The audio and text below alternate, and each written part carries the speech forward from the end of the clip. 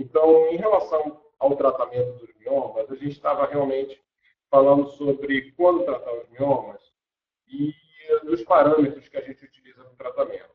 Um está em relação aos sintomas, né?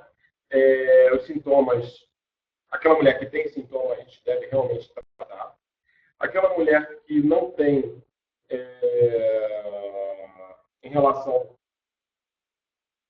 aos tipos de miomas, a gente falou sobre os sintomas, então 30% das mulheres que têm miomas têm algum tipo de sintoma, então, obviamente, que deve ser tratado.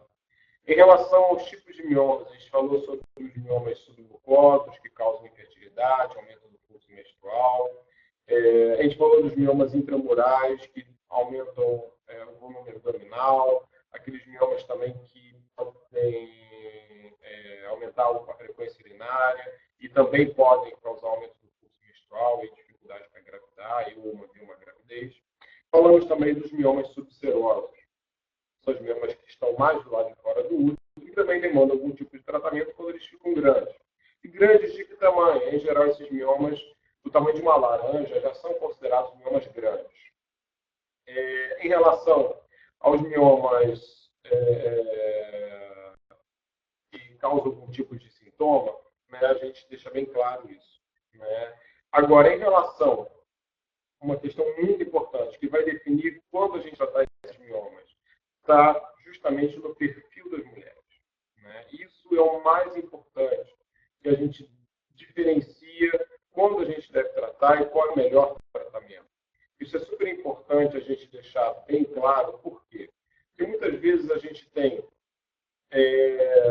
duas mulheres com os mesmos sintomas, com os mesmos miomas, com a mesma idade, né? Mas com perspectivas completamente diferentes. Às vezes uma mulher quer engravidar logo, outras não querem engravidar nem tão cedo, outras não querem ser mães, mas querem simplesmente preservar o útero, outras querem preservar a fertilidade, mas visando engravidar daqui a 2, 3, 4, 5 anos. Então, somente essa perspectiva, né, ela pode mudar completamente uma indicação de tratamento. Ou até permitir que a gente faça um acompanhamento por algum tempo ou não. E aí a gente pode entrar naquele ponto que também é importante, que é quando não tratar os miomas. Né? Os miomas eles não devem ser tratados quando eles não dão sintomas. Agora é importante a gente estabelecer o quê? A gente estabelecer o que é sintoma, né? O que realmente é considerado um sintoma. Aquilo que eu falei, eu acho que o som ainda está um pouco ruim, mas algumas de vocês devem ter ouvido, outras não. Mas as mulheres se atentam muito a pequenos sintomas causados pelos miomas. O aumento do volume abdominal, pequeno aumento do volume abdominal, você coloca uma roupa diferente. Aquele pequeno aumento do fluxo menstrual, você coloca um absorvente maior, troca mais vezes o absorvente. O aumento da frequência urinária, idem, você acaba mudando o seu trajeto de casa para o trabalho de casa para poder parar algumas vezes para poder ir ao banheiro urinar. Ou, à noite, acaba levantando mais vezes para ir ao banheiro. Então, a gente não deve se enganar e achar que não tem sintoma. Então, a gente deve buscar pelos sintomas. Não é buscar pelos problemas, e sim buscar pelos sintomas. E associar, buscar um nexo causal entre os miomas e estes sintomas. Uma vez que há um nexo causal, deve ser tratado. Agora, se não houver nexo causal nenhum, aí sim, buscar outra causa para esses sintomas. Agora, se não houver realmente sintoma nenhum para o mioma, é quando a gente não deve tratar esse mioma, desde que sejam miomas considerados pequenos. No máximo, do tamanho de um limão. A gente pega aquele limão verdinho que a gente compra na feira, no supermercado, aquele limão é considerado um tamanho relativamente pequeno, desde que este mioma não esteja na cavidade uterina. Porque este mioma na cavidade uterina, ele vai levar a aumento do fluxo menstrual. Este mioma na parede do útero, esse mioma na parede do útero, ele também pode levar ao aumento do fluxo menstrual, ou ambos, tanto na cavidade uterina quanto na parede do útero, esse mioma pode levar à infertilidade. Então, a gente tem que levar em consideração, né, essa questão, né, de qual o tamanho do mioma e a localização. Então, mulheres que não têm sintomas, né, algum causado pelo mioma, com miomas relativamente pequenos, então é óbvio que essas mulheres não demandam nenhum tipo de tratamento. Então, o que fazer? Então, quantas pacientes chegam aqui no meu consultório e falam: meu médico ficou acompanhando, e o mioma cresceu de uma hora para outra. Bem, aí a gente tem que estabelecer outra coisa. O que é o acompanhamento?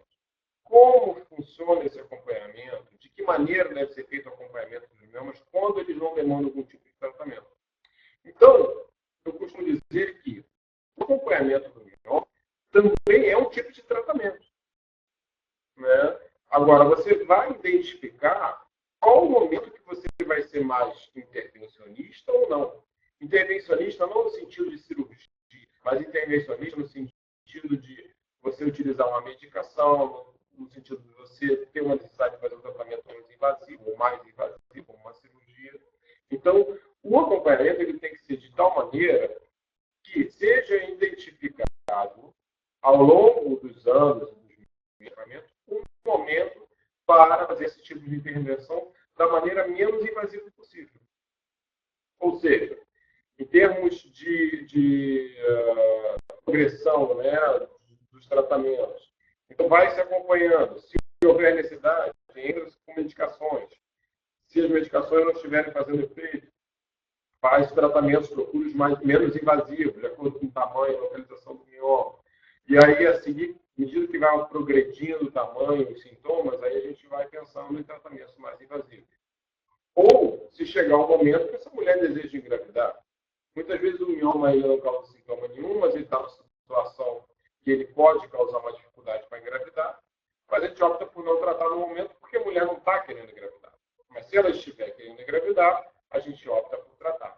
E muitas vezes a gente acaba tratando, fazendo cirurgias em mulheres que não têm sintoma algum, mas porque aqueles miomas já causam algum tipo de infertilidade. Então, às vezes ela não tem sintoma nenhum e vai tratar por quê? Porque ela quer engravidar? Mas a infertilidade também é um sintoma do mioma. 30% das mulheres que têm mioma têm infertilidade, né? Isso faz parte dos sintomas causados pelos miomas. Em relação outra opção, né, de quando não tratar os miomas, existem mulheres que estão muito próximas da menopausa. Isso é uma situação especial. Por quê? Porque se a mulher tem poucos sintomas, né, não sintomas muito exuberantes, mas se ela tem poucos sintomas, aqueles sintomas quase que imperceptíveis, e se ela estiver muito próxima da menopausa, é óbvio que essa mulher, a gente pode, de repente, aguardar, fazer um acompanhamento mais perto, e aí a gente aguardar essa menopausa. Obviamente que tem que fazer uma previsão de quando essa menopausa vai chegar. Daí as dosagens hormonais são importantes. Geralmente mulheres acima de 45 anos, elas podem entrar na menopausa a qualquer momento. No entanto, hoje a gente observa que as mulheres estão entrando na menopausa acima dos 50 anos. Eu tenho pacientes de 50, 51, 52 anos que ainda não entraram na menopausa. Então, e não parecem estar próximas assim da menopausa. E aí a gente observa que os miomas vão crescer, que os miomas vão causar sintomas, e aí você acaba tendo que tratar esse mioma. Agora, em relação à mulher que realmente tem poucos sintomas e está se aproximando realmente da menopausa, a gente deve sim fazer um acompanhamento mais de perto e avaliar e reavaliar várias vezes a indicação de um tratamento. Se vale a pena realmente fazer um tratamento ou não. E o acompanhamento, ele deve ser feito de quanto em quanto tempo?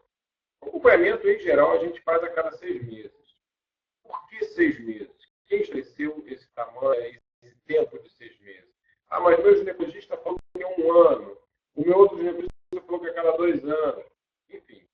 O que a gente observou nesse período todo, desde 2007, que eu acompanho pacientes com miomas, que em 6 meses a gente já tem alguma modificação da dessa mulher, dos sintomas. A gente já pode ter alguma modificação do tamanho do mioma. Muitas vezes o mioma pode crescer 5, 10, 20% nesse período. Raramente vai dobrar de tamanho, mas ele já vai crescer alguma coisinha. Então, esse tempo de 6 meses é aquele tempo seguro. Por quê? Porque a gente vai ver alguma modificação, a gente vai observar o padrão de mudança desse mioma, a gente vai observar alguns sintomas sem que estes sintomas se tornem extremamente graves. Uma preocupação. Muitas mulheres me perguntam: doutor, então se eu vou fazer meu acompanhamento, se eu tiver hemorragia de hoje para amanhã, vou ter que tirar meu útero? Calma. Essa hemorragia não aparece de um dia para o outro. Aí, o aumento do fluxo menstrual, ele vai aumentando gradativamente. Né? Ele ocorre gradativamente. Então, isso vai acontecendo ao longo dos meses. Então, ao longo de 6 meses, a gente observa esse discreto aumento do fluxo menstrual. Né? Dificilmente você vai ter uma menstruação normal, uma hemorragia que você tem que ir para o hospital para fazer uma transfusão de sangue. Né? Isso, num período de 6 meses, raramente acontece. Então, esse período de 6 meses de acompanhamento, em geral, é suficiente. O acompanhamento com que exames? Depende muito. Não é sempre ressonância magnética. Meus pacientes já sabem que eu peço ressonância magnética para todos. De fato, a ressonância magnética é o melhor exame diagnóstico quando a gente pretende reservar o útero. A ultrassonografia é muito boa para dizer se tem ou não tem mioma. Agora, para diagnóstico, com o intuito de preservar o útero, preservar a fertilidade, é óbvio que a ressonância magnética é melhor. Agora, nem sempre o acompanhamento vai ser por ressonância magnética. A gente pode intercalar ressonância e ultrassonografia. A gente pode fazer sempre por ressonância. Dependendo dos miomas, se forem realmente pequenos, não derem sintomas nenhum, e dependendo da localização, pode ser feito só com ultrassonografia. Obviamente que a gente não vai discutir aqui qualidade de ultrassonografia ou de ressonância magnética, etc. Mas estou levando em conta que a gente tem exames de qualidade. Então, essa questão de qual é o melhor exame para acompanhar vai depender de caso a caso. Mas, de fato, uma ressonância magnética inicial ela é fundamental até para a gente estabelecer os parâmetros de comparação no futuro. Por quê? A ultrassonografia não vai me dar o tamanho exato dos miomas.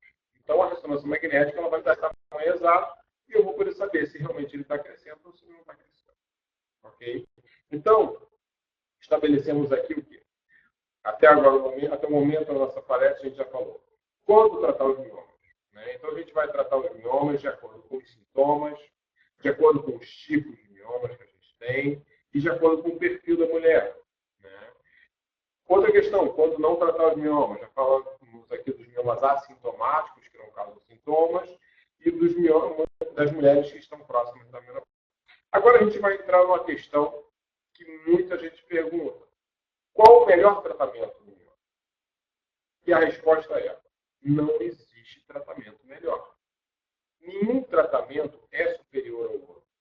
Nenhuma medicação é superior à outra, nenhuma cirurgia é superior à outra. Você vai falar assim para mim: mas a cirurgia a gente se livra do mioma. Mas a embolização é menos invasivo. O hexablate ele não leva à falência ovariana. A medicação não precisa fazer cirurgia, não precisa fazer nada. Enfim, todos os tratamentos, eles são bons e todos são ruins. Como qualquer medicação, tudo tem efeito colateral. Né? Como qualquer medicação, ela tem o seu lado positivo. Né? Ela tem os seus benefícios. Então, o que é mais importante, que a gente deve considerar, de acordo com o perfil da mulher, todas as opções cabíveis daquela paciente e devemos também observar qual o risco e o benefício de cada tratamento, de acordo com os desejos daquela mulher.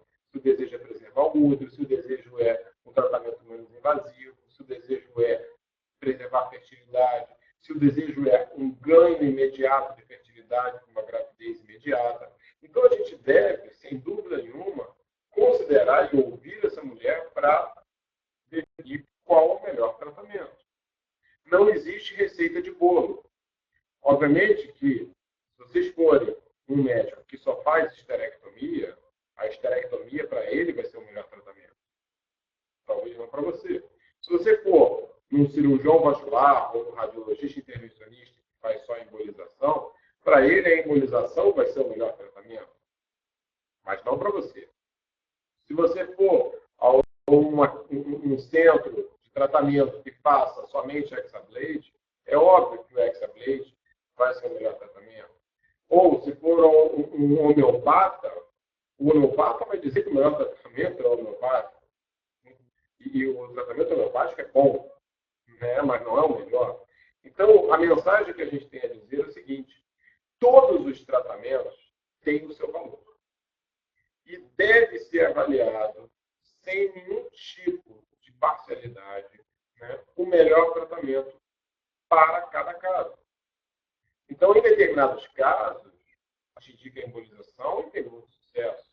Em determinados casos, a gente indica a miomectomia e tem muito sucesso. Então, assim, cada caso é um caso. Às vezes, a gente tem mais de um tratamento possível.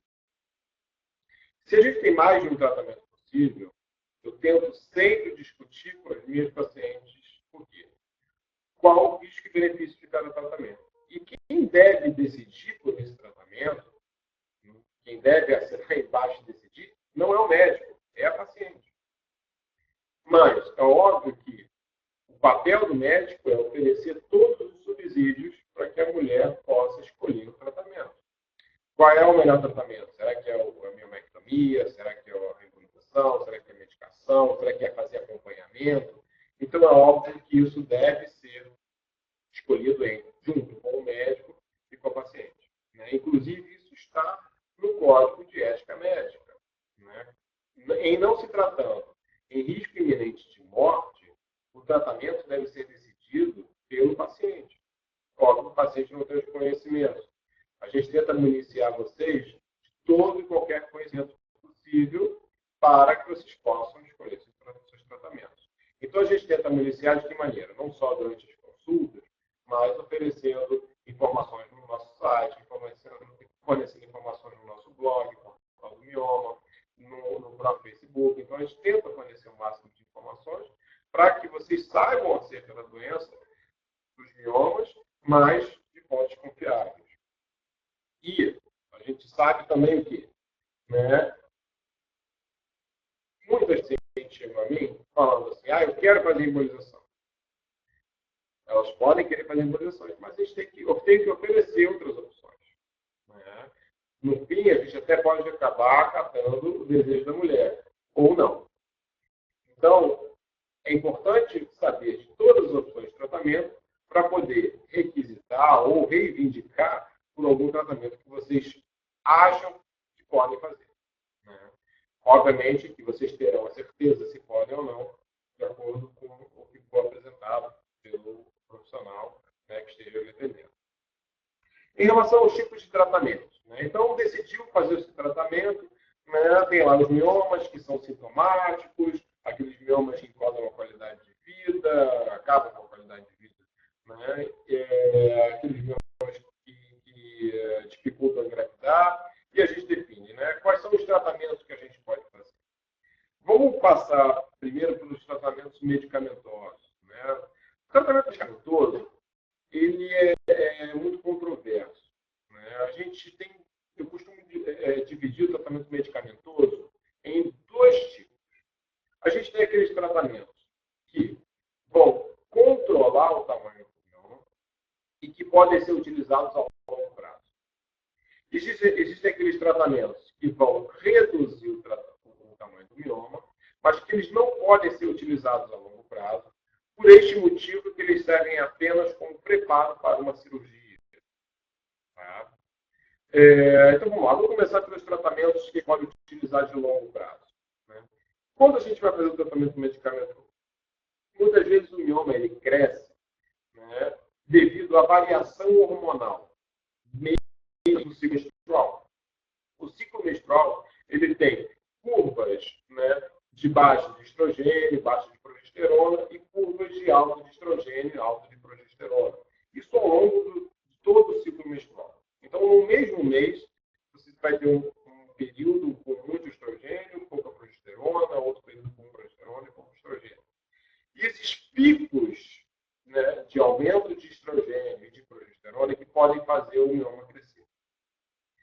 Por esse motivo, muitas vezes a gente utilizamos como tratamento para tentar controlar o tamanho do mioma, tentar frear o tamanho do mioma, o crescimento do mioma, o anticoncepcional.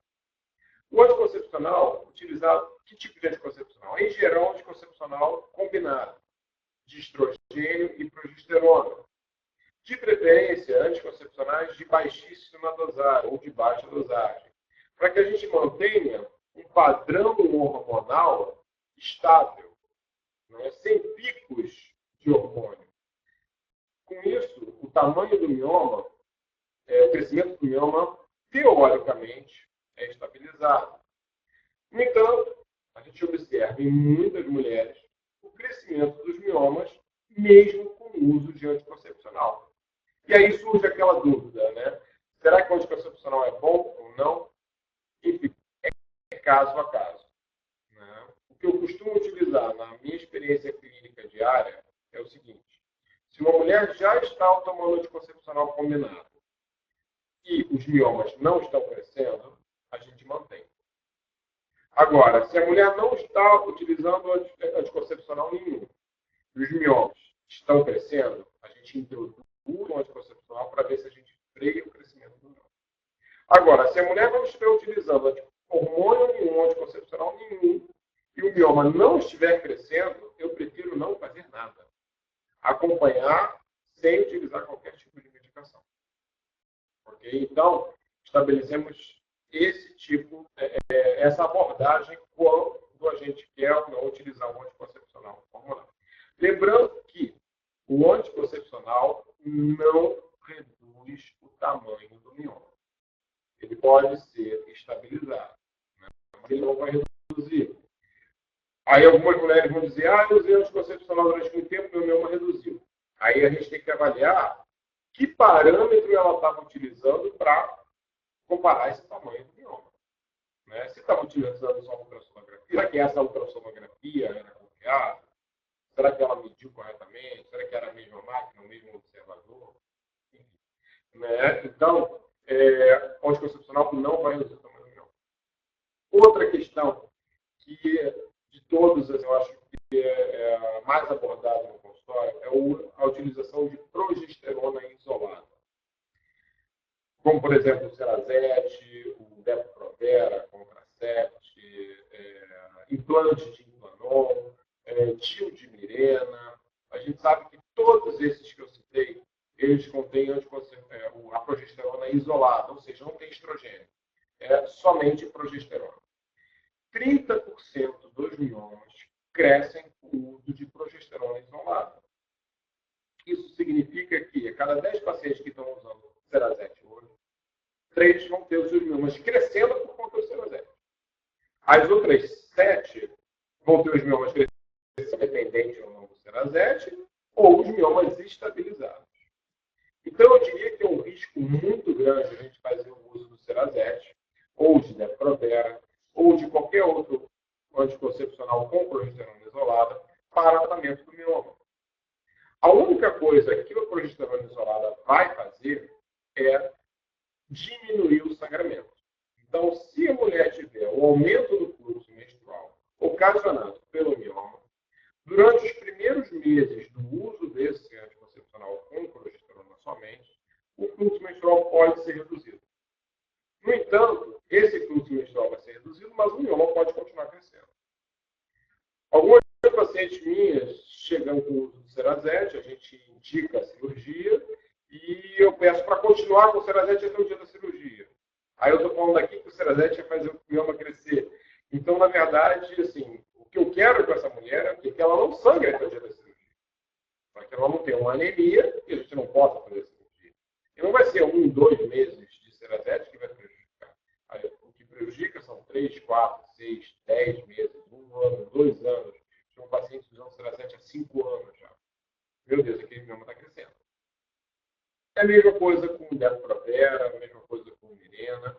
O Mirena, o Mirena é muito bom para endometriose, enquanto para mioma o mecanismo é completamente diferente. Então, até vai diminuir o sangramento, mas ele não vai fazer com que o mioma diminua. E outra questão também que a gente deve se preocupar em relação ao uso do Mirena é que, muitas vezes, a cavidade uterina está distorcida. Então, você coloca um DIU de Mirena e esse DIU. Então, acontece, muitas vezes, da paciente expelir o DIU espontaneamente. Né?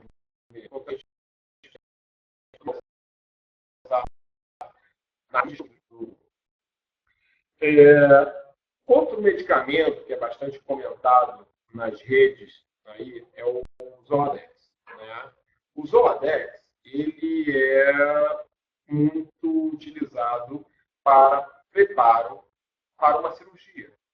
A gente sabe que o Zoladex ele não deve ser utilizado como tratamento para diminuir o mioma sem uma complementação cirúrgica.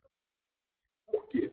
O que o Zoladex faz? Primeiro, o Zoladex ele vai induzir uma menopausa. Uma menopausa temporária, não é permanente, então não se assustem. Vou fazer o Zoladex e vou entrar na menopausa para sempre. Não, não vai. A não que você esteja muito próxima da menopausa. Se estiver com 48, 49, 50 anos, pode ser que isso acelere o processo de menopausa. Agora, as mulheres não entram na menopausa, né? Definitivamente uma menopausa temporária, então não estão utilizando o Zoladex. Mas, o que acontece com esses miomas com o uso do Zoladex? Eles tendem a diminuir de tamanho. Eles diminuem muito. Não como uma embolização, eles diminuem algo em torno aí de 20%, 30% máximo. Enquanto uma embolização, por exemplo, diminui o mioma em 50% ou até 70% do seu volume. Então, o uso do Zoladex ele vai diminuir um pouco os miomas, mas no momento que é interrompido o tratamento com o Zoladex, os miomas, e você volta a menstruar, ou seja, os seus hormônios voltam à normalidade, os miomas tendem a crescer, e rápido. E tendem a crescer a tamanhos maiores do que eles estavam antes do uso do Zoladex. E o que acontece, então? Acontece que, se esse mioma não foi retirado, você interrompeu o uso do Zoladex, o mioma não vai crescer. Muitas pacientes chegam no meu consultório com tratamento do Zoladex há 1 ano, usou durante 6 meses e parou. E não operou, e o ginecologista nem indicou a cirurgia. Fez o Zoladex só para ver se o mioma diminuía. Óbvio que ele vai diminuir. Alguns diminuem, não diminuem, mas é a minoria, a maioria diminui. Mas depois ele vai crescer. E não é incomum um mioma de 10 centímetros ficar com 8 durante o uso do Zoladex. Quando para o Zoladex, ele vai para 12, 13, 15 centímetros. Então, o Zoladex ele serve única e exclusivamente como preparo pré-operatório para uma miomectomia. Seja uma miomectomia aberta, seja por vídeo, estereoscopia ou por vídeo laparoscopia. Isso vou explicar daqui a pouco. Então, o Zoladex é para isso. Agora, a minha opinião pessoal em relação à minha posição pessoal no uso do Zoladex. Quando eu utilizo o Zoladex? Na verdade, eu não gosto de utilizar o Zoladex para cirurgias onde a gente tem múltiplos miomas ou inúmeros miomas. Por quê? Quando que é múltiplos miomas? Quando eu olho na ressonância magnética, vejo mais de 5, 10 miomas, eu prefiro não utilizar o Zoladex. Por quê? Porque miomas muito pequenos, eles podem não ser vistos durante a cirurgia. E eu deixar aqueles miomas na cirurgia. E o que acontece se eu deixar aqueles miomas na cirurgia? Depois da cirurgia, vai acabar o efeito Zoladex e os miomas vão crescer. Então, eu não recomendo o uso do Zoladex para miomectomias com múltiplos miomas. Então, todas que têm um mioma só, eu vou utilizar o Zoladex? Não. Na verdade, eu só vou utilizar o Zoladex quando há uma mudança de conduta cirúrgica. Por exemplo, eu tenho um mioma onde eu só consigo fazer cirurgia de barriga aberta. Agora, se ele reduzir 20%, eu consigo transformar aquela cirurgia de barriga aberta em uma cirurgia por videolaparoscopia. Então, para essa paciente, é vantajoso o uso do Zoladex. Ou um mioma que tem uma complexidade muito grande, uma cirurgia por histeroscopia. Então, a gente também faz o Zoladex para diminuir a complexidade da histeroscopia, ou evitar que a barriga dessa paciente. Então, o uso do Zoladex tem suas indicações, mas não deve ser utilizado em larga escala, como muitas vezes a gente vê sendo utilizado por aí. Outro medicamento que está que está surgindo com uma grande força, eu já indiquei para inúmeros pacientes, apesar desse medicamento não ter aqui no Brasil, mas a gente tem um acesso direto, né, aqui para importar essa medicação, que é o acetato de unicristal. O acetato de unicristal, vocês vão entender o mecanismo dele quando eu falar sobre quando eu falei sobre o cerazética, que a progesterona faz o mioma crescer. Então, o acetato de unicristal é um modulador, é um palavrão, né? Mas assim, eu vou falar o palavrão, termo técnico, e vou esclarecer depois para vocês. É um modulador seletivo dos receptores de progesterona. O que isso significa? Esse acetato de unicristal, ele vai preencher todos os receptores de progesterona do mioma. Com isso, a progesterona não vai agir nos miomas. Com isso, os miomas tendem a diminuir. Ou seja, se eu estou inventando uma medicação que evita que a progesterona haja no mioma, significa que a progesterona faz o mioma crescer. Certo? Então, é óbvio que a gente não deve fazer a progesterona para tratar mioma. E o acetato de unicristal, ele tem se tornado bastante promissor, porque os estudos científicos, apesar de ser uma medicação relativamente recente no mercado, mas os estudos científicos estão provando que ele tem uma eficácia na redução dos miomas tão grande quanto na do Zoladex, com muito menos efeito colateral, porque ele não induz a menopausa. Então, além da aplicação não ser através de injeções, são comprimidos como se fossem anticoncepcional. Então, os miomas tendem a diminuir, assim como o Zoladex é recomendado que o uso seja por no máximo 3 meses, e os estudos científicos recomendam também que o uso seja feito somente para pacientes que vão operar. No entanto, a gente tem tido muito benefício em pacientes, por exemplo, com incontáveis miomas na cirurgia, onde a gente retira o máximo de miomas que consegue, mas eu ainda tenho certeza que ficaram alguns miomas. E a gente utiliza o acetato de cristal para o tratamento após a cirurgia, para aumentar o tempo de recidiva dos miomas, aumentar o tempo dessa mulher ter novamente novos miomas, ou desses miomas pequenos crescerem. Então, é uma aplicação, é um medicamento mais promissor do que o Zoladex. Lógico que agora não é tão difundido aqui no Brasil, porque ele não está disponível para comercialização aqui no Brasil. A gente tem que importar essa medicação. Alguns pacientes já sabem o caminho pelo qual se pode importar essa medicação. E essa medicação ainda demanda bastante estudo aí para a gente poder utilizar a longo prazo. Curto prazo, a gente tem utilizado com bastante sucesso. Bem, então estamos finalizando aqui com 2 medicamentos. Outra questão que eu quero deixar bem claro está em relação aos medicamentos homeopáticos. Eu acredito sim na medicina homeopática. Eu não sou homeopata, eu sou alopata. No entanto, eu tenho vários amigos que são homeopatas. E eu até indico e recomendo que alguns pacientes façam tratamento homeopático. No entanto, o tratamento homeopático ele não deve ser visto como um tratamento para o mioma. Inclusive, esses médicos homeopatas, eles compartilham comigo a seguinte ideia, que o tratamento homeopático ele deve ser coadjuvante ao tratamento alopático, ao tratamento já consagrado pela medicina para os miomas. Então, o tratamento homeopático, principalmente através da cuia, a cuia ela é utilizada para tratar mioma, né? Ela confere uma melhora de qualidade de vida. Muitas vezes há uma melhora das cólicas, a diminuição do fluxo menstrual, né? Então, diminuição do inchaço, então a sensação de que o abdômen está diminuindo um pouquinho. Então, o uso de tratamento homeopático eu recomendo sim, mas não deve ser encarado como um tratamento único. Em relação ao chia amarelo e linha de gato, é a mesma coisa, né? Apesar de um apelo comercial muito grande por chia amarelo e linha de gato, não existem estudos científicos sérios que atestem que o chia amarelo e linha de gato tem uma eficácia terapêutica para os miomas.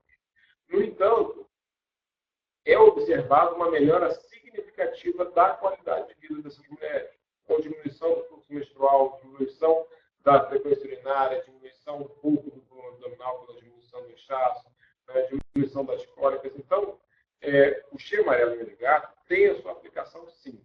Eu acho que deve ser utilizado. Eu recomendo para os meus pacientes que utilizem, aquelas que chegam utilizando, eu falo para continuar utilizando. Algumas que estão até fazendo acompanhamento do mioma sem medicação alguma, eu digo utilizar o cheiro amarelo de gato, numa tentativa de estabilizar a questão do tamanho dos miomas.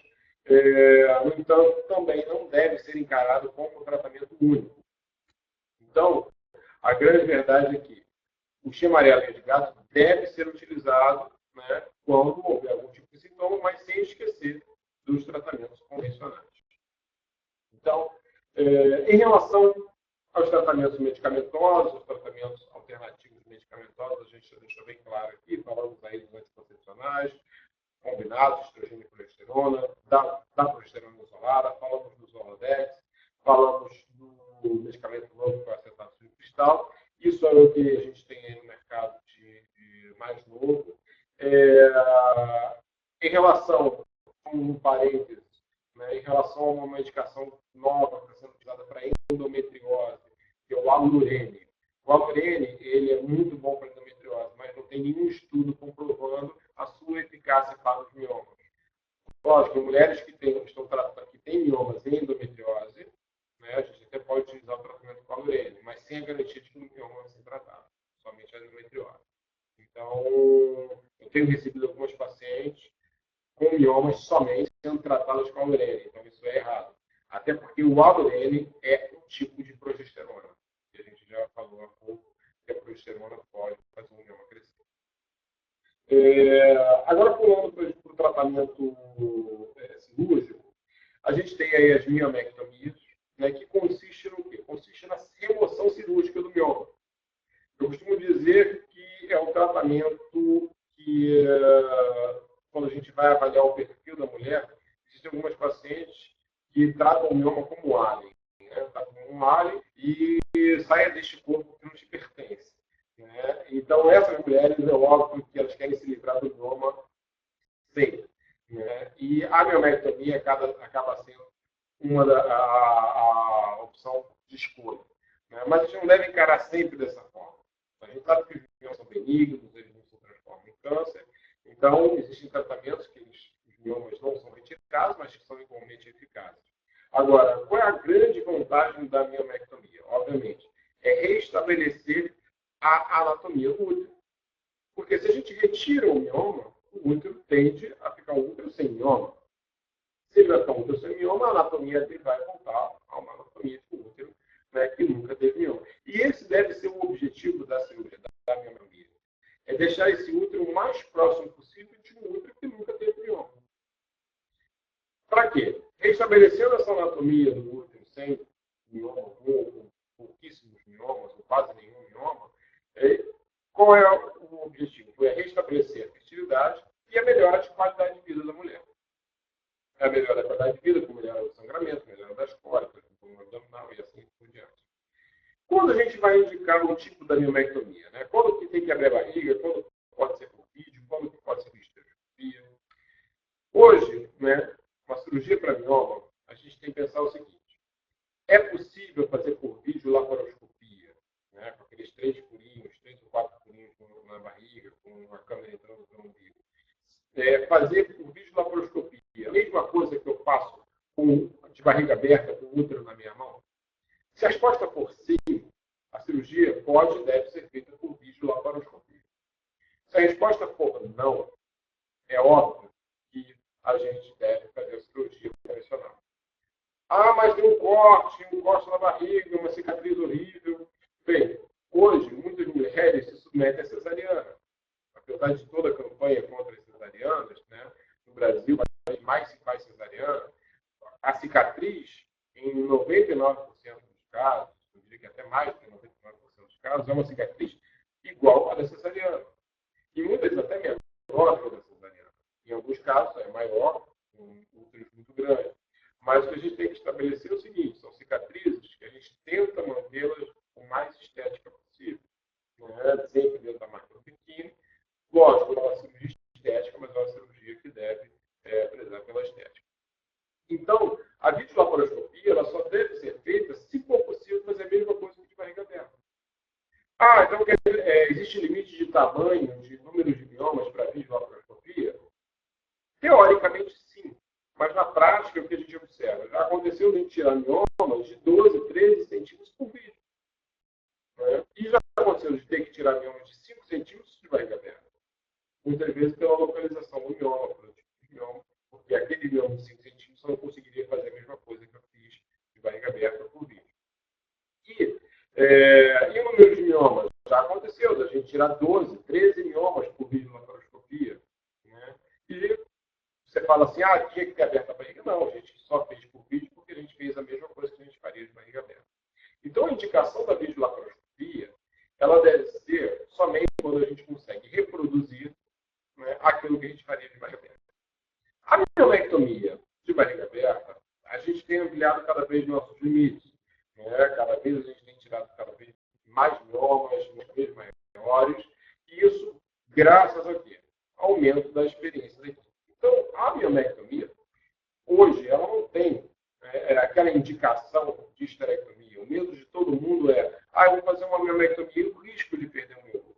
Bem, o risco de esterectomia, uma cirurgia de miolectomia, é de menos de 1%. Então, o que a gente deve considerar é o seguinte, não é a chance que essa mulher tem de perder o útero, sim a chance da gente conseguir restabelecer o útero, né, para uma gravidez ou trazer qualidade para essa mulher. Então, a miolectomia, ela é uma cirurgia segura. O sangramento estimado numa cirurgia de miolectomia é algo em torno aí de 500 ml de sangue. Se você for pensar bem, 500 ml de sangue é muito? Pode ser que seja. Né? Mas, se você tiver com grau de anemia grande. Agora, se você for no hemorrio, né, ou no banco de sangue doar uma bolsa de sangue, você vai doar exatamente 500 ml de sangue. E ninguém sai do hemorrio entrando no banco de sangue do lado para receber sangue. Então, 500 ml de sangue não é nenhum absurdo. E se a gente considerar uma cirurgia sangrativa com 1 litro de sangue, ainda assim, muitas vezes, uma necessidade de uma transfusão de sangue. Então, é uma cirurgia segura, é uma cirurgia com um índice de preservação do útero altíssimo, é uma cirurgia com um índice de transfusão de sangue muito baixo, com a técnica que a gente utiliza, é uma cirurgia que hoje é considerada padrão ouro para as mulheres que querem engravidar em até 2 anos. Esse é um ponto importante. Né? As mulheres que querem engravidar num prazo curto e que os miomas estão atrapalhando a gravidez, a miolectomia é considerada padrão ouro por todos os estudos científicos. Né? E o que acontece? Na nossa clínica, a gente tem mais pacientes que engravidaram de miolectomia do que engravidaram de outros tratamentos. Então, é importante estabelecer que, num prazo de tentativa de gravidez até 2 anos, a miolectomia é superior. Acima de 2 anos, os outros tratamentos começam a ficar similares, inclusive a própria embolização de caso a caso. Né? A miolectomia por estereoscopia. Quando que a gente utiliza a estereoscopia? A estereoscopia a gente sabe que é a retirada do mioma pelo canal vaginal ou pelo canal do colo do útero através de um aparelho chamado estereoscópico, que ele vai olhar o mioma e retirar o mioma como se tivesse uma endoscopia do útero, né? Uma endoscopia do útero. E ela é restrita somente a miomas da cavidade uterina, os miomas submucosos. Uma questão que a gente deve levar em consideração é que muitos miomas submucosos eles têm um componente intramural muito grande. Ou seja, eles estão, grande parte deles estão na parede do útero. E precisam de mais de 2 estereoscopias cirúrgicas para retirá-los. Quando mais de 2 estereoscopias são necessárias, a gente já tem que reavaliar se a estereoscopia é o melhor tratamento. Porque 3, 4, 5 estereoscopias cirúrgicas podem causar um dano muito maior ao útero do que, por exemplo, a gente abrir a barriga, cortar esse útero e tirar esse mioma de uma vez só.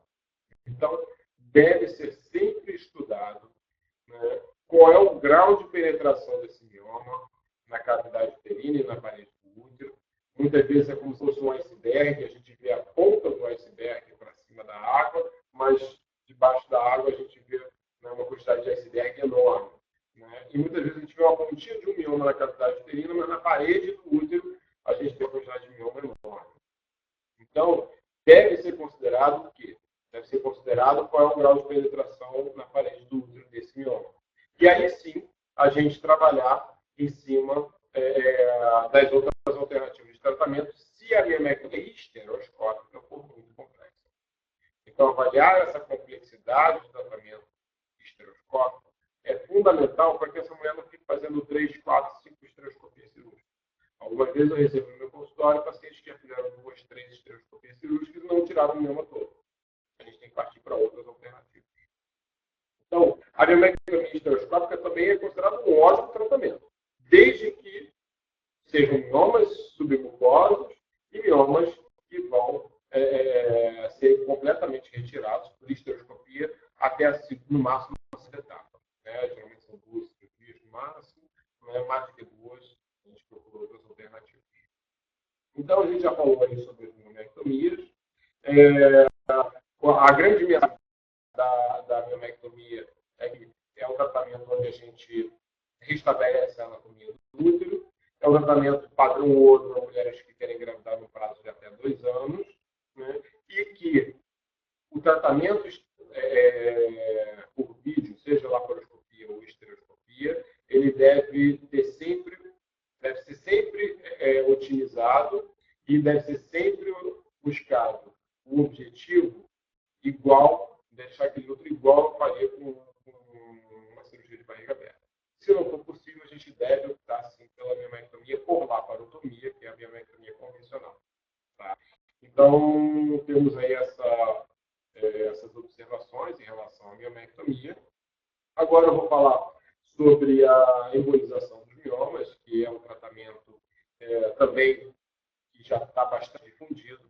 Para vocês terem ideia, a primeira embolização para mioma foi feita em 1994 nos Estados Unidos, ou seja, a gente tem aí mais de 20 anos de experiência, né, no mundo todo de embolização.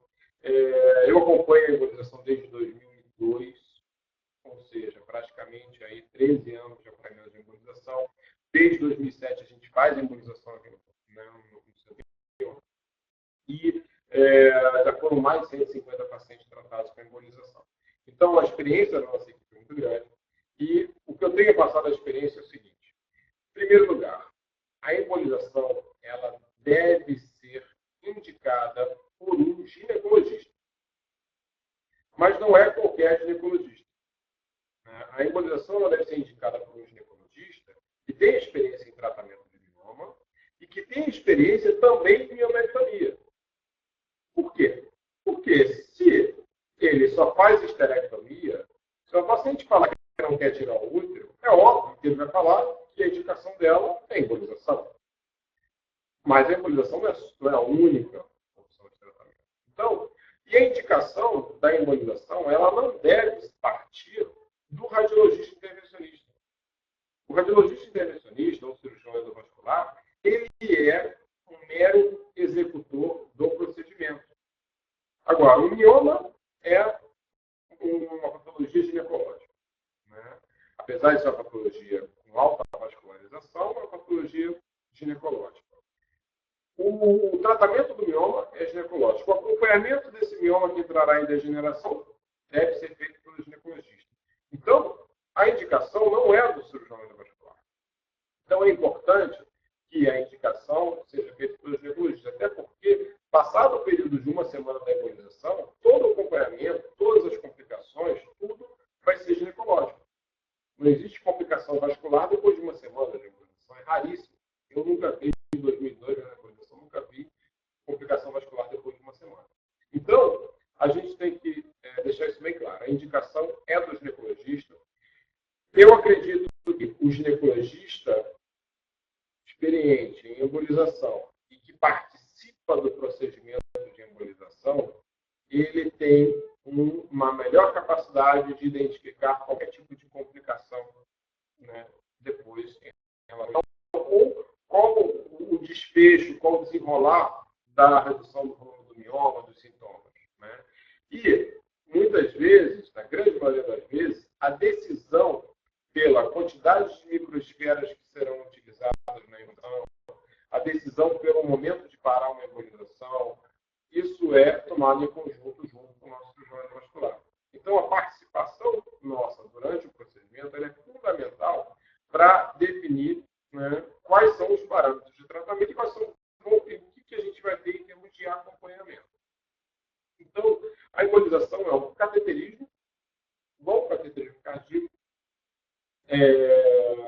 só que é um cateterismo do útero, onde coloca um catéter do tamanho um espaguete número 5, vocês foram no mercado olhar para o espaguete número 5, né? É um espaguete bem fininho, né? Então o espaguete é um catéter dessa espessura que entra na artéria da virilha e é levado até a artéria que nutre o útero.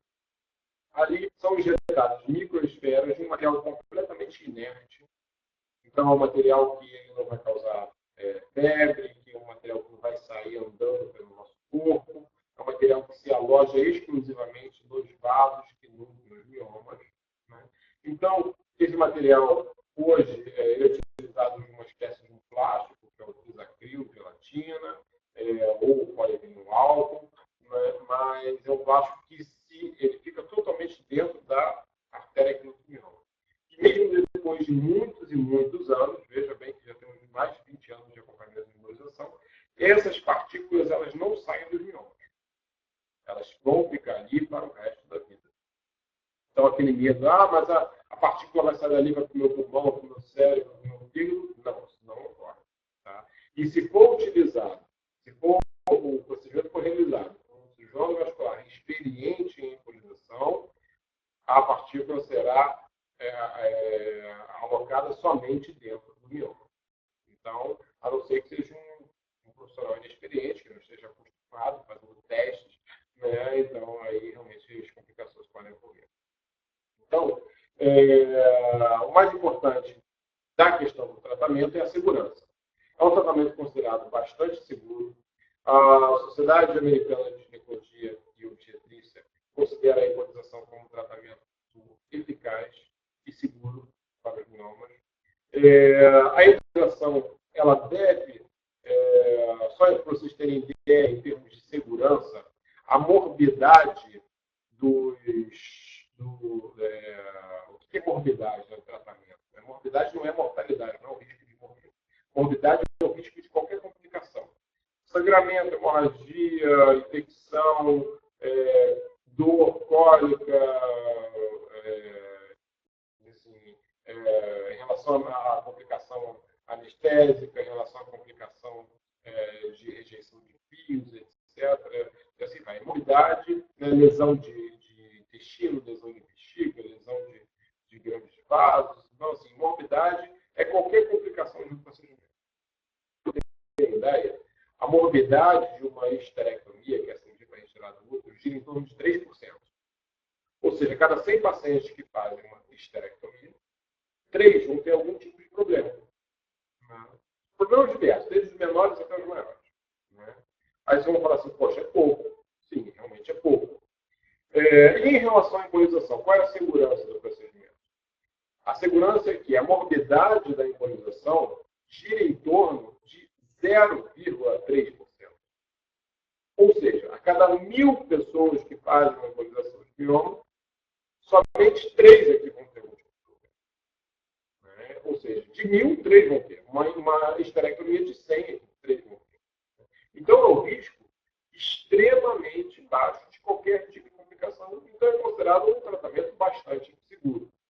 Em relação à eficácia, 97% dos pacientes acabam tendo uma melhora do seu fluxo menstrual, redução do volume do útero em torno de 50% a 70% do volume do útero dos miomas, redução, consequentemente, dos sintomas compressivos.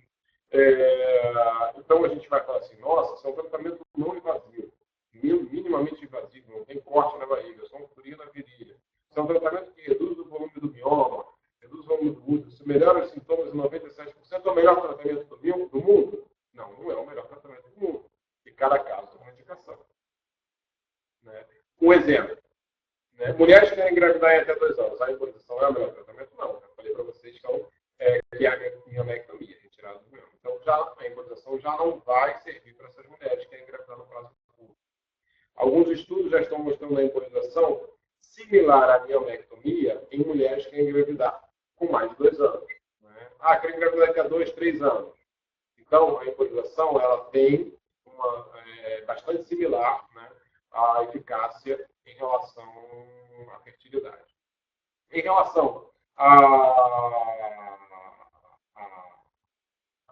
isso aí a gente explica por um único motivo. Né? A embolização ela não vai estabelecer a anatomia do útero. Ela vai diluir o volume do mioma, os miomas não vão sair dali, os miomas não desaparecem com a embolização. Por isso que eu falo, quer se livrar do mioma, tira o mioma.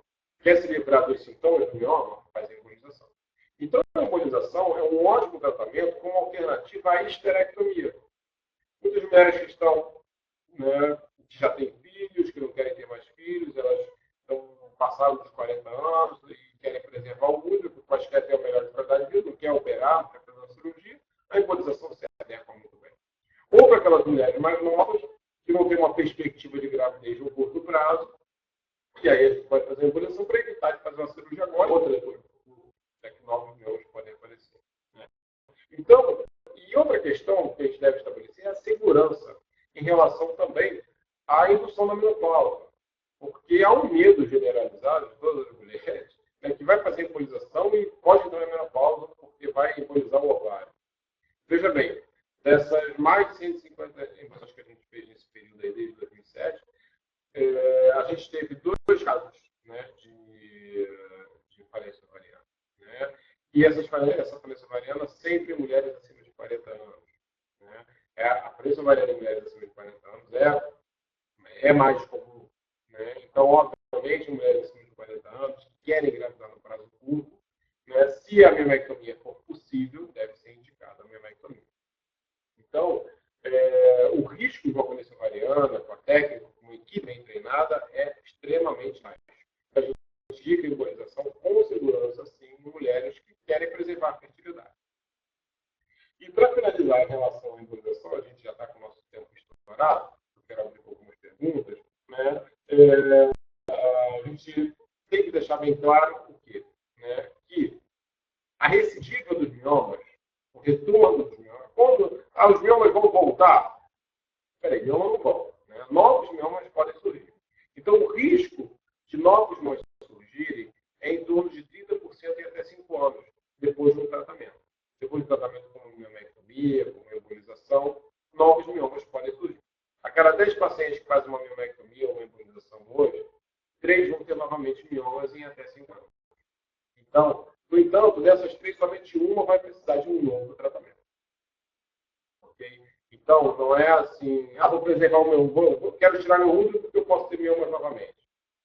Pode sim? Pode ter miomas novamente, mas esse risco é baixo.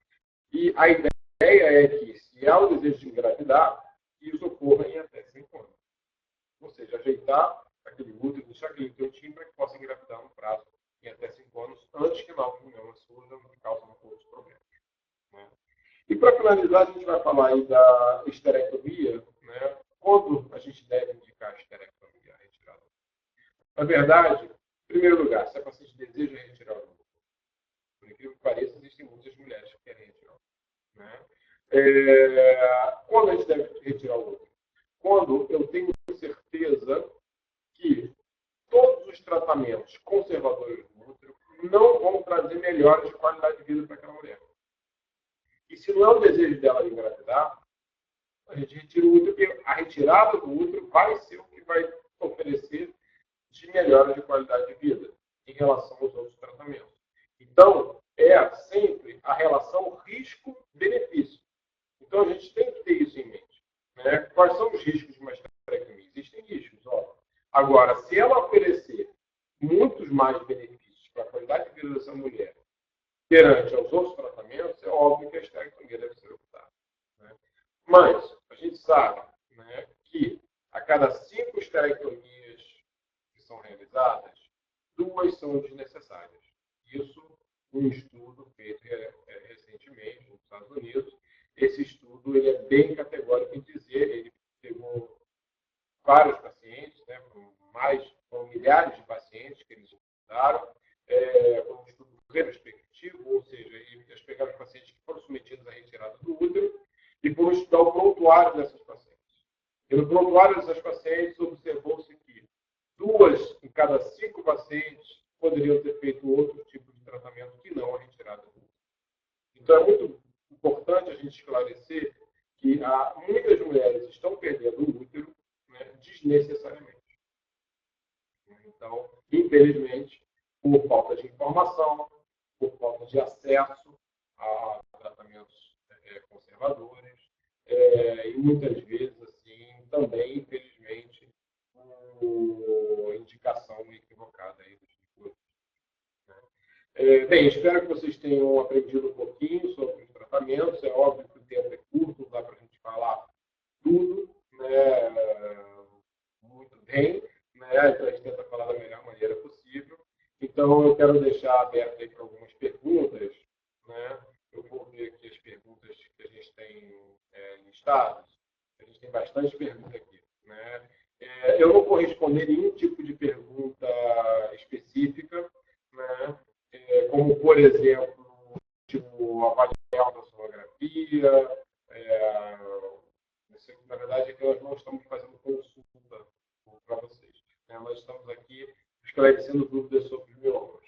Então, aqui a nossa primeira pergunta é: quais são os riscos de uma gravidez com grande rural? O maior risco de uma gravidez com um mioma desse grande é que esse mioma pode levar a descolamento de placenta, esse mioma ele pode levar a parto prematuro, esse mioma, durante a gravidez, ele pode levar também, ele pode se degenerar, e quando ele degenera durante a gravidez, isso dá muita cólica, dá muita dor, isso pode predispor ao tratamento, ao parto prematuro. Então, os riscos podem levar até mesmo a perder o neném durante a gravidez. Então, deve ser acompanhado esse mioma. Em relação se existe prevenção ou não para miomas, infelizmente, a gente não tem prevenção, né, para miomas.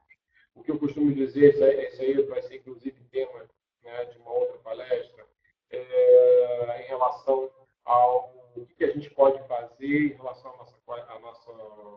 ao nosso dia a dia, nosso comportamento, a nossa alimentação, né, a atividade física, a perda de peso, que possa evitar os miomas. Então, a gente tem algumas postagens no site do Centro de Mioma que falam exatamente sobre isso, né? Sobre a possibilidade de você perder peso, a alimentação, tudo relacionado aí à diminuição do risco, né, de novos miomas surgirem. Né? E outra pergunta aqui também em relação ao peso, né? O peso baixo ajuda a controlar os miomas, né? O peso baixo, na verdade, não faz o mioma diminuir. Então, perder peso é importante. A gente sabe que o acúmulo de gordura periférica, principalmente no abdômen e no quadril, produz estrogênio. E a gente sabe que o estrogênio pode estimular os miomas a crescerem. Então, manter o peso próximo do peso ideal, ou sempre dentro do peso ideal, com uma taxa de gordura o menor possível, é o ideal para evitar que os miomas cresçam mais. Né? O xia amarelo e o de gato a gente já falou. Aqui mais algumas dúvidas. A Flávia perguntou que uma miomectomia, quanto tempo para surgir outros miomas? A gente respondeu, em 5 anos esse risco é de 30%. Né? A Lívia perguntou quando só a esterectomia é indicada. Outra questão em relação à esterectomia também é quando a gente tem, junto com os miomas, lesões no colo do útero ou na cavidade uterina que podem se transformar no câncer. Então, é óbvio que a prioridade é preservar a integridade física dessa mulher e a gente acaba indicando a esterectomia a despeito do tratamento do mioma ser possível, mas a gente tem que indicar isso também para preservar a vida dessa mulher. Então, eu diria que, neste caso, é quando a gente tem só a esterectomia de indicação. Né? Não faz sentido preservar o útero no útero que possa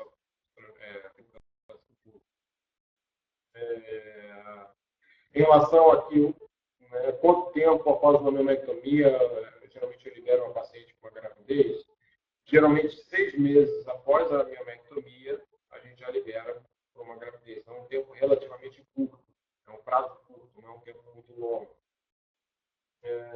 Temos uma pergunta aqui muito específica, né? Lembrando que eu não vou responder o problema de ninguém especificamente.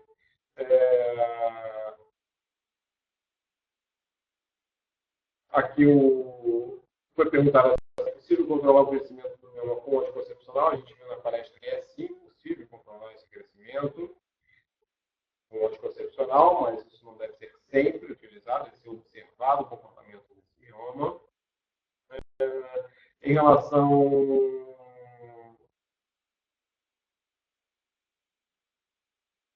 aqui, a Ilara perguntou. Infelizmente, Ilara, não existe nenhum tratamento eficaz para que os miomas não voltem, né? Aquela questão da recidiva dos miomas. Né? Então, a gente entra na questão comportamental, de alimentação. Mas uma coisa que é estudado e que se sabe é que após uma miomectomia, se a mulher é engravida efetivamente, ela já tem um risco menor de novos miomas. Então, é a única coisa estudada que evita, né, que novos miomas apareçam após o tratamento. Então, a gravidez. Mas, se Deus quiser, eu espero aí que a medicina descubra em breve aí algo que possa realmente evitar que novos miomas surjam.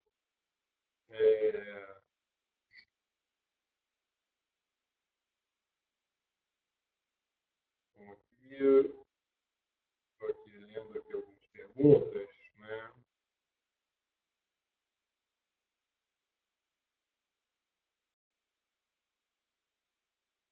Aqui é uma pergunta em relação ao anticoncepcional em rume.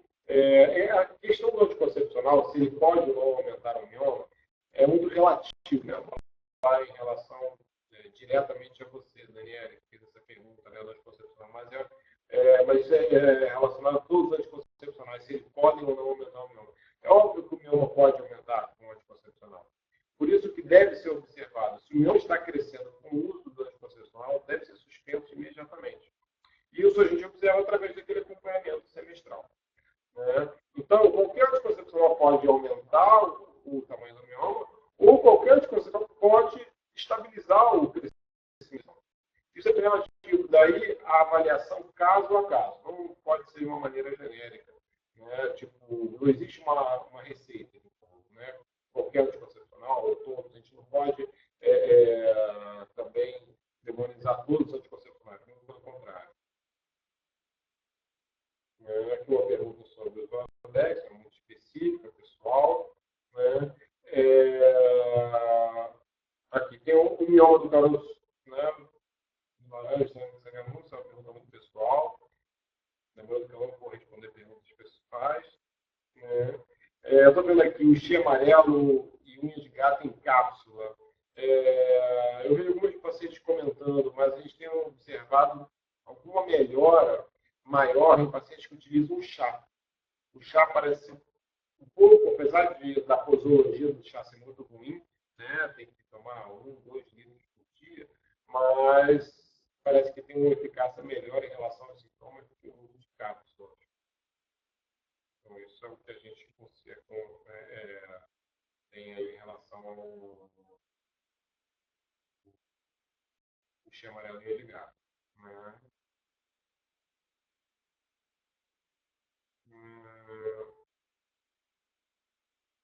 Tem mais alguma pergunta aqui?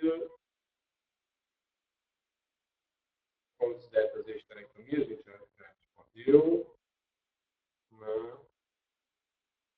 Bem, eu acho que a gente já está chegando ao final da nossa palestra.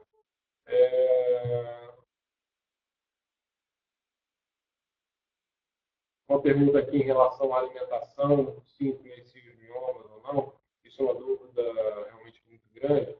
Então, o que é mais importante, né, em relação à alimentação?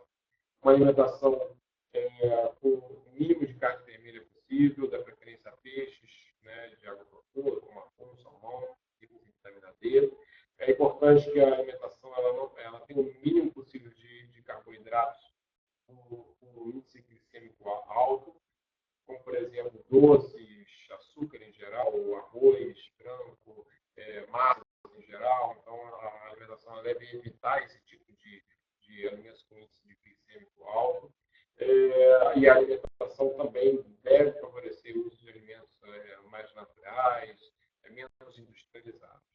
Isso é apenas um apanhado, acho que isso vale uma palestra de pelo menos 1 hora para falar sobre a parte comportamental.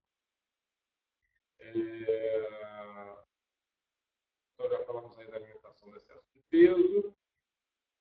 Em relação ao procedimento que traz mais risco, se é a miomectomia ou esterectomia, no modo de ver, a esterectomia ela traz mais riscos, né, do que a mamectomia. Já que a esterectomia ela envolve o trabalho intraoperatório muito próximo em relação a estruturas nobres, como, por exemplo, o ureter, intestino. Então, o risco de lesão de ureter e intestino é muito maior numa mamectomia do que numa miomectomia. Apesar do risco de um sangramento ser maior numa miomectomia. Mas, hoje, com as técnicas que a gente utiliza, a miomectomia ela tem muito pouco risco, até mesmo de transfusão de sangue. Para essas perguntas não estão acabando, né? Então,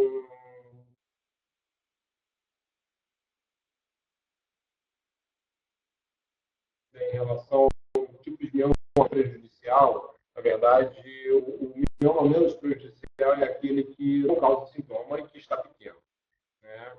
E aquele que não cresce. Acho que o mioma que menos prejudica é aquele que não causa sintoma algum, está pequeno e que não cresce. Isso que é importante a gente estabelecer. O mioma menos prejudicial à fertilidade, né, o mioma não pesa mais fora do útero. O mioma que prejudica a fertilidade são aqueles que distorcem a cavidade uterina. Geralmente são os causamentos do fluxo menstrual também. O mioma de 6 centímetros é considerado grande? Eu acredito que sim, né, porque 6 centímetros já é do tamanho de uma laranja, né? Então, de um limão, de uma laranja. Então, dependendo da localização, demanda algum tipo de tratamento, sim. Em relação ao seu mioma hereditário, o mioma tem um componente genético importantíssimo. Então, se tem casos de mioma na família, é óbvio que há maior chance de ter mioma. Esse é um dos maiores fatores predisponentes. Lógico que tem mulheres que têm mioma, que têm miomas na família, mas não desenvolvem mioma. Mas, se há casos de mioma na família, se a mãe tem mioma, ou se você tem mioma, sua filha terá mais chances de ter mioma. Então, é importantíssimo que o acompanhamento seja realizado. Mesmo em casos de mulheres que têm mioma na família, mas que ainda não tem mioma, ela deve fazer um acompanhamento de perto. Bem, quanto tempo depois da miomectomia pode se engravidar? Eu já respondi, tá? Isso é algo há 6 meses, a gente já libera. Né? Então, a gente já respondeu várias perguntas em relação a isso. Os miomas intramurais podem ser tratados sim com embolização. Né? Na verdade, todos os tipos de mioma podem ser tratados com embolização, exceto os miomas pediculados, aqueles que estão para fora do útero, né? Pendurado para fora do útero. Né? Os que estão pediculados, que estão pendurados para fora do útero. Uma pergunta bastante importante aqui pela Larissa, se o útero pode ficar deformado após uma mamectomia. Sim, né? Ele pode ficar deformado, mas a tendência é que a gente indica a mamectomia justamente porque esse útero está deformado demasiadamente por conta do mioma. Então, a gente tem que ponderar numa balança o que deixa esse útero mais deformado. Se é os próprios miomas ou se é uma possível mamectomia. Né? E, a partir do momento que fez essa mamectomia, há o risco dessa mulher não engravidar? Sim, é lógico. Né? Infertilidade causada pela mamectomia, sim. Né? Ela pode levar a uma infertilidade. Mas deve ser estabelecido também qual é o risco da infertilidade ocasionada por esse mioma. Então, muitas vezes o mioma que não causa infertilidade é melhor não retirá-lo. Agora, aquele mioma que causa infertilidade, que deforma o útero, é óbvio que uma mamectomia é menos prejudicial do que o próprio mioma. É esse o momento da relação risco-benefício que a gente indica a retirada do mioma. Então, uma boa pergunta. Bem, em relação ao hexablate, ou palitodo hexablate, né, é um tratamento bastante importante no arsenal terapêutico dos miomas, mas infelizmente o hexablate não está mais sendo feito no Brasil. Né? Tem bastante limitação em relação às indicações, algo em torno de 20 a 30% dos casos que tem indicação de hexablate, mas a máquina infelizmente está parada aí por motivos alheios à parte médica. Né? Então, infelizmente, a clínica que fazia aqui no Rio de Janeiro decidiu interromper o tratamento com hexablate.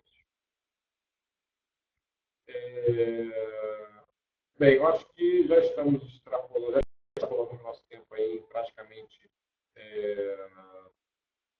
30 minutos, né, 24 minutos, né, já são 9 horas e 24 minutos aqui no relógio. Eu quero agradecer a participação de todos na nossa palestra online. Eu peço desculpas àquelas que não pude responder as perguntas, mas foram praticamente 90, mais de 90 perguntas. Isso é humanamente impossível de responder em pouco tempo. Espero que tenha esclarecido muitas das dúvidas de vocês e aguardo vocês na próxima palestra. Acessem nosso site www.centrodemioma.com.br e tirem lá outras dúvidas que vocês queiram tirar. E tem o nosso e-mail também, que é o contato@centrodemioma.com.br. Agradeço a todos aí e esse vídeo vai estar disponível aí para vocês verem,